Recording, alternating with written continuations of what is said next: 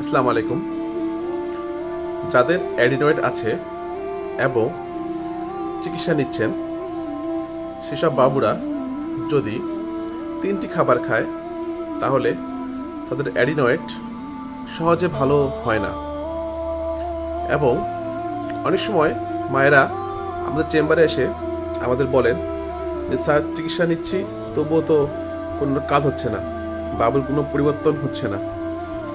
তো সেক্ষেত্রে যে 3টি খাবার অবশ্যই খাওয়া যাবে না, প্রথম হচ্ছে গরুর দুধ, 2 নম্বর হচ্ছে বাদাম এবং 3 নম্বর হচ্ছে চকলেট। যদি কোনো বাচ্চা এই 3টি খাবার খায়, সাথে অ্যাডিনয়েডের চিকিৎসাও নেয়, তাহলে এটা খুব চিকিৎসাটা খুব বেশি কার্যকর হয় না। তাহলে আমরা অবশ্যই অ্যাডিনয়েডের চিকিৎসাকালে এই 3টি খাবার পরিত্যাগ করব। ধন্যবাদ।